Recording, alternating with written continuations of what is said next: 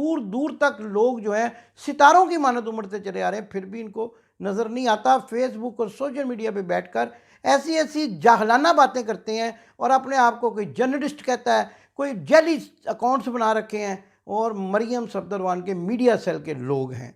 और अब तो मुझे ये हुकूमत देखकर वो वाक़यात भी याद आते हैं जब लाहौर में, पंजाब में, पाकिस्तान में इलेक्शन हुए थे और शीदे मीदे और शरीफ दीवा, और वो इसके बारे में भी आपको अगले किसी प्रोग्राम में पूरी कहानी सुनाऊंगा। सलीम किरला, वो सलीम किरला और ये मजाक के तौर पर इलेक्शन में हिस्सा लेते थे और आवाम इनके साथ बाजे बजाते हुए, ढोल बजाते हुए चलती थी। आज भी हुकूमत के वज़रा को देखकर यही लगता है कि कई किरले, कई दीवे और कई जो हैं वो क्या कहते हैं बगलोल, उनको मसनद इक़्तिदार पर बिठा दिया गया है। और इस हुकूमत को देखकर तो मुझे मोहम्मद शाह रंगीला भी याद आता है कि मोहम्मद शाह रंगीले ने कहा कि अवाम इतनी बेवकूफ़ है कि मैं अब अपनी काबीना में इसी तरह के बेवकूफ़ यानी घोड़े और गधे को वज़ीर बना दूंगा। उसने गधे को और घोड़े को वज़ीर बना दिया और सारी काबीना से और अवाम से कहा कि मेरे इन वज़रा को सुबह उठकर साथ सलाम किया करो।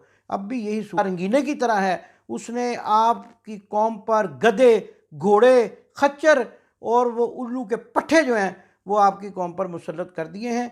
यही पाकिस्तान का मुकद्दर है। लेकिन पाकिस्तान के इस मुकद्दर को रोशन बनाने के लिए इमरान खान मैदान में है।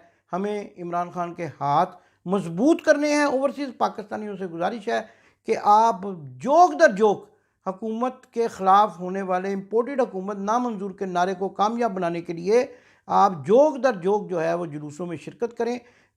आज जब मेरा प्रोग्राम देख रहे होंगे, बर्मिंघम में, लंदन में एवन फील्ड के सामने बड़े बड़े मज़ारे हो रहे हैं, बड़े लोग आते हैं मियाँ बीमार शरीफ के घर एहतजाज करने के लिए, मगर शर्म इनको ज़रा भी नहीं आती।